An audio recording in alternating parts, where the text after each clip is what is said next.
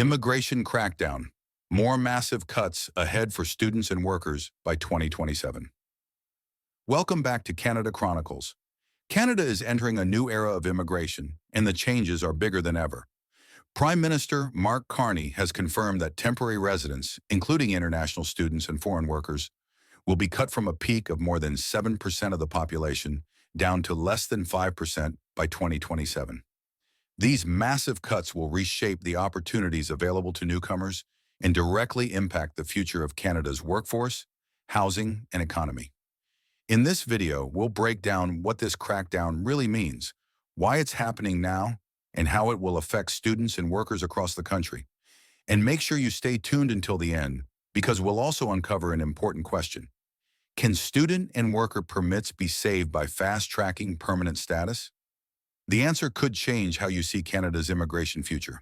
If you find videos like this helpful, don't forget to subscribe and turn on notifications so you never miss the updates that matter most.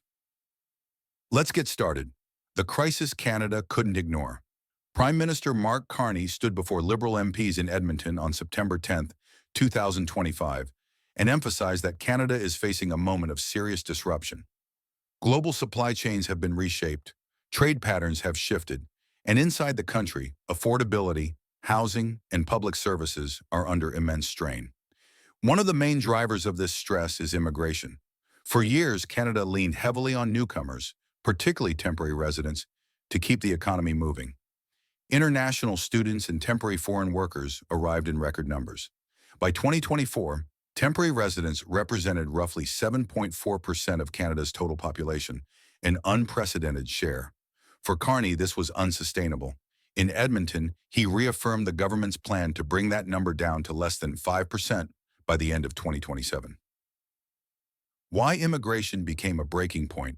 Canada has long prided itself on being open and welcoming, but the reality on the ground changed dramatically in recent years. Housing prices skyrocketed. Families found themselves priced out of the market. Renters in major cities faced bidding wars. Classrooms swelled with more students. Transit systems and hospitals struggled to meet demand. Canadians are generous, Carney said, but generosity has limits when homes are scarce and services overstretched. The issue is not whether immigration is good or bad, but whether the scale was outpacing Canada's ability to absorb it. By 2025, the answer was obvious. The system was reaching its breaking point.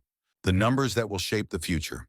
The government's 2025 to 2027 immigration levels plan, tabled in October 2024 and reaffirmed in 2025, sets out the roadmap. Temporary residents will decline from their 2024 peak of 7.4% to below 5% by 2027. That means hundreds of thousands fewer international students, foreign workers, and other temporary arrivals over the next 3 years. Permanent resident admissions are also being reduced. 395,000 in 2025, 380,000 in 2026, 365,000 in 2027. This is a sharp departure from earlier plans that aim for 500,000 or more each year. For students and workers, the message is clear. The days of wide-open entry are over. International students facing the tightest squeeze. International students are at the heart of the changes. The federal government has introduced a national cap on study permits, distributing quotas to provinces and territories. Ontario and British Columbia, which previously absorbed the largest share of students, are seeing significant reductions. Financial rules are tougher as well. Proof of funds requirements have increased, forcing applicants to demonstrate more resources before receiving a permit.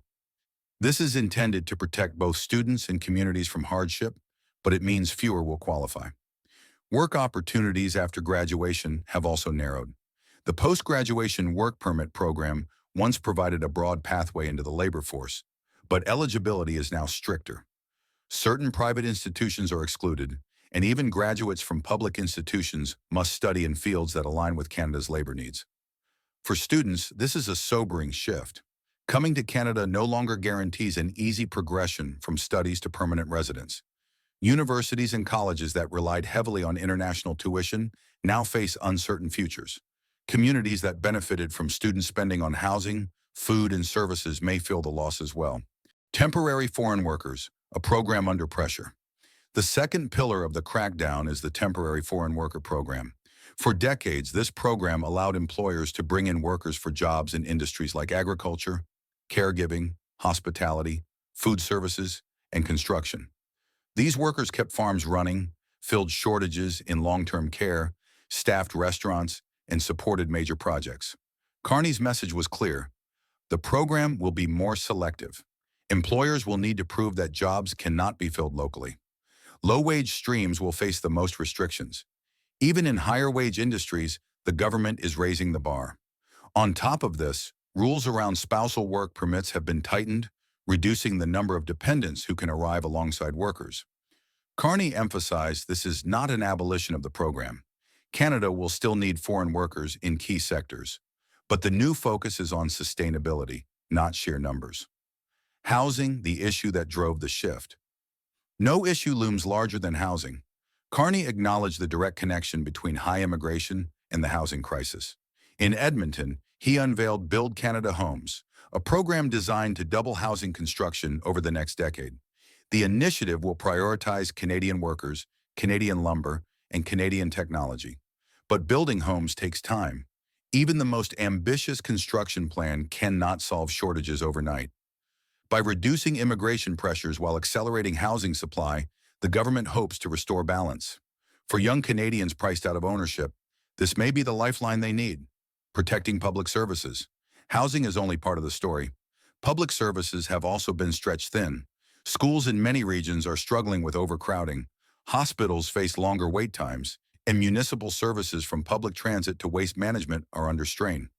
Carney framed the crackdown as a way to give these systems breathing room. By slowing the pace of arrivals, Canada can invest in expanding schools, training more healthcare workers, and improving infrastructure. The goal is to ensure that when newcomers arrive, they have the support they need without overwhelming the system. Political pressures across Canada. Carney's plan does not exist in a vacuum. Political pressure has been growing. In British Columbia, Premier David Eby demanded that Ottawa either reform or abolish the temporary foreign worker program, warning of its impact on housing and youth employment. Conservative leader Pierre Poilievre went further, calling for the program to be phased out entirely within 5 years. Carney positioned himself between these poles. He rejected abolition, warning that agriculture, construction, caregiving, and hospitality could not function without foreign workers. But he also rejected the status quo, saying affordability and stability required change. His immigration crackdown is the middle ground, cut deeply but selectively. Economic risks and trade-offs. The risks are undeniable. Universities and colleges that depend on international tuition may lose billions. Employers in caregiving, agriculture, and food services may find themselves short of staff. Some businesses could close or scale back. Critics warn that Canada's growth will slow. Carney acknowledged the risk but argued that failing to act would be worse. Without reductions, housing would remain out of reach, wages stagnant, and public trust in immigration eroded. The government is gambling that stability in housing and services will outweigh short-term pain. The bet is that Canadians will accept slower growth now in exchange for sustainability later. A nation's values under test.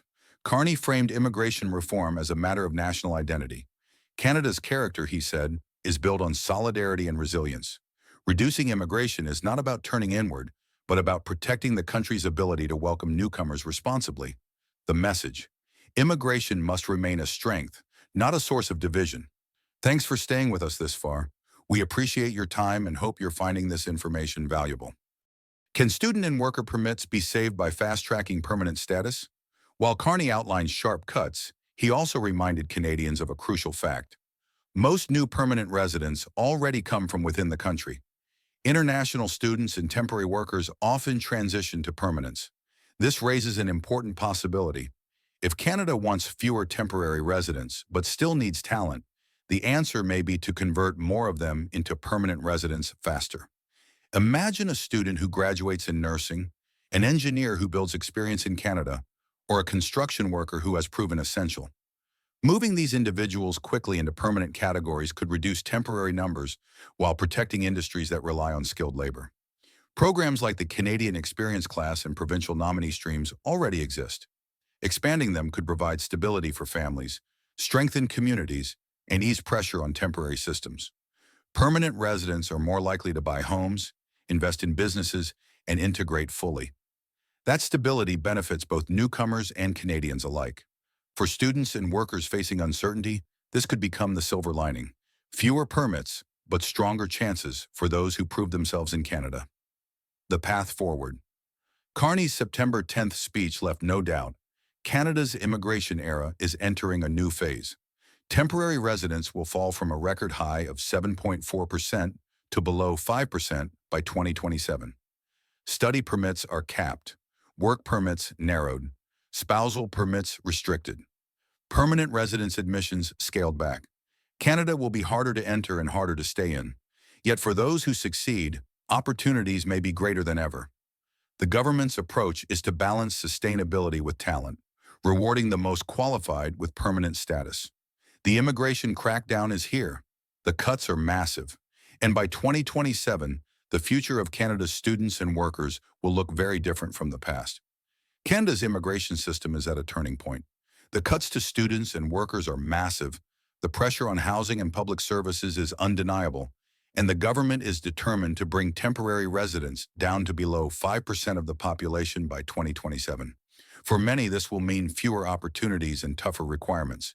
But for those who qualify, the chance to transition into permanent residency may become more valuable than ever.